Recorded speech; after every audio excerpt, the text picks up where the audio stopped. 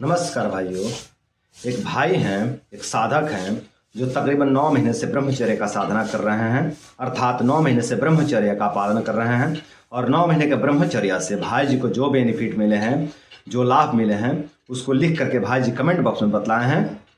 तो आज के इस वीडियो में हम लोग भाई जी का कमेंट पढ़ेंगे और भाई जी का कमेंट पढ़ करके जानेंगे कि 9 महीने के ब्रह्मचर्य से भाई जी के शरीर पर क्या क्या बेनिफिट मिले हैं, क्या क्या लाभ मिले हैं। तो चलिए वीडियो को शुरू करते हैं। तो भाई जी कह रहे हैं 9 साल गलती करने के बाद अनेकों रोग हो गए थे। अब मैं 9 महीने से ब्रह्मचर्य का पालन कर रहा हूँ। इस बीच कई बार टूटा भी है, मतलब इस बीच इनका साधना कई बार टूटा भी है। फिर आगे कह रहे हैं कि लेकिन अब मुझे फायदा मिलने लगा है, सभी रोगों में सुधार हो रहा है।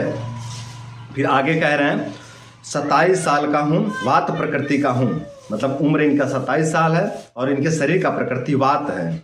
फिर आगे कह रहे हैं पहले मैं 48 केजी का था, आज मैंने वजन किया तो देखा 55 केजी का हो गया हूँ।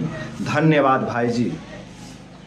भाई जी ने 9 महीना ब्रह्मचर्य पालन करके अपने रोग दोष बीमारियों को भी दूर किए हैं और अपना 7 किलो वजन भी बढ़ाए हैं।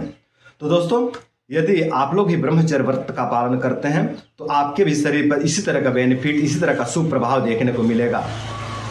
तो आप लोग भी ब्रह्मचर्य का पालन करिए, निसंकोच होकर के ब्रह्मचर्य का पालन करिए। ब्रह्मचर्य का बेनिफिट जरूर मिलेगा, ब्रह्मचर्य का फायदे जरूर मिलेंगे।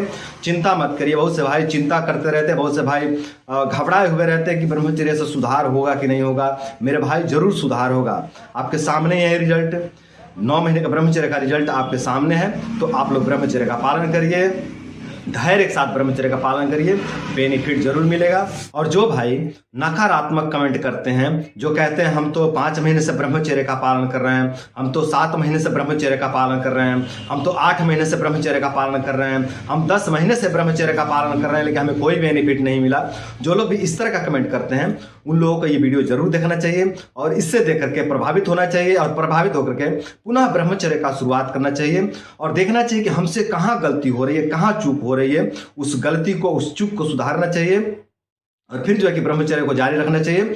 ब्रह्मचर्य का बेनिफिट जरूर मिलेगा। ऐसा हो ही नहीं सकता कि ब्रह्मचर्य का बेनिफिट ना मिले। ब्रह्मचर्य अमृत है और ये सबके लिए सूटेबल है, स्त्री के लिए, पुरुष के लिए, बच्चे के लिए, वृद्ध के लिए, युवा के लिए, लगभग सबके लिए सूटेबल है। किसी के लिए भी हानिकारक नहीं हो सकता है ना। तो ये सबके लिए सूटेबल है, किसी के लिए भी हानिकारक नहीं है। तो चिंता ना करें, कोई भी शंका ना करें ब्रह्मचर्य पे। ब्रह्मचर्य का लाभ जरूर मिलता है। इसी तरह से आप लोग ब्रह्मचर्य का पालन करते रहिए और अपने कमियों को सुधारिए। ब्रह्मचर्य पे उंगली ना उठाएं, बल्कि अपने ऊपर देखिए कि हमारे अंदर क्या गलतियां हैं, क्या कमियां हैं, उसको सुधारिए। हो सकता है कुछ खान पान में गड़बड़ी हो सकता है कि आपका चिंतन गलत हो, है ना, हो सकता है कि आपका उठने, सोने, बैठने, जागने का जो कि समय गलत हो। तो देखिए, आप अपनी गलतियों को सुधारिए। अगर आप निगेटिव हैं तब भी आपको ब्रह्मचर्य का लाभ नहीं मिलेगा। अच्छा, यदि आप नाइट ड्यूटी करते हैं, रात में जाग करके काम करते हैं और दिन में सोते हैं, तब भी आपको ब्रह्मचर्य का अच्छा लाभ नहीं मिलेगा। यदि आप खान पान में बहुत ज़्यादा लापरवाही करते हैं, बहुत ज़्यादा दुष्कर्म करते हैं, तब भी आपको ब्रह्मचर्य का लाभ नहीं मिलेगा। अब दुष्कर्म का मतलब बहुत कुछ हो सकता है। तो जैसे कि मैं आपको एक बात बताता हूँ, हमारे चिकित्सालय पे कुछ भाई थे, इलाज करवाने आए थे, 4-5 भाई थे। उसमें से एक भाई जो थे ना, वो जो है कि शौचालय में, लैट्रिन में जो है कि चावल डाल दिए थे, मतलब भात बना हुआ चावल लैट्रिन में डाल दिए थे। लगभग इतना सा चावल था, है ना।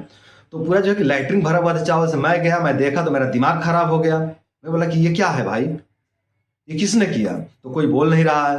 फिर मैं थोड़ा सा मतलब टाइट हुआ तो फिर भाई लोग बताया कि भाई ने डाल दिया उसमें। तो मैं बोला कि ऐसा क्यों कर रहे हैं भाई, ऐसा दुष्कर्म क्यों कर रहे हैं, ऐसा कुकर्म क्यों कर रहे हैं?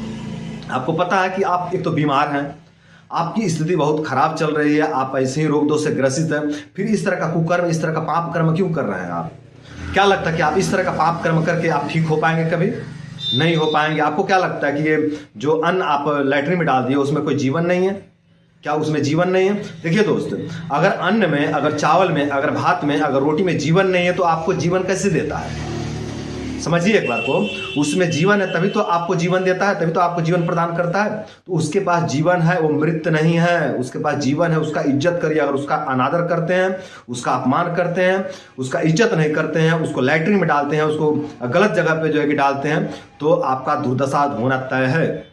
तो इस तरह का आप देखिए, मैं इसलिए बताया, आपको याद दिलाया, देखिए आपसे कहाँ चूक हो रही है, कहाँ से गलती हो रही है। अगर इस तरह का कुछ गलतियाँ आपके जीवन में हैं तो उसको टटोलिए और उसको सुधारिए, न कि ब्रह्मचर्य पे उंगली उठाइए। ब्रह्मचर्य पे उंगली नहीं उठा सकते आप, ब्रह्मचर्य का लाभ मिलता ही मिलता है।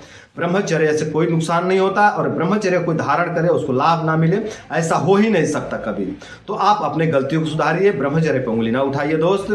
तो इस तरह से जो है कि आप लोग ब्रह्मचर्य का पालन करके सभी भाई ब्रह्मचर्य का लाभ ले सकते हैं और अपने जीवन को सुंदर, सरल एवं सफल बना सकते हैं। तो दोस्तों, उम्मीद करता हूं कि इस वीडियो से मोटिवेट होकर के, इस वीडियो से प्रभावित होकर के आप लोग ब्रह्मचर्य को धारण करेंगे, और ब्रह्मचर्य का धारण करके आप लोग अपने रोग दोष बीमारियों को दूर करेंगे और अपने जीवन को सुंदर, सरल एवं सफल बनाएंगे। तो दोस्तों, आज के लिए इतना ही। नमस्कार।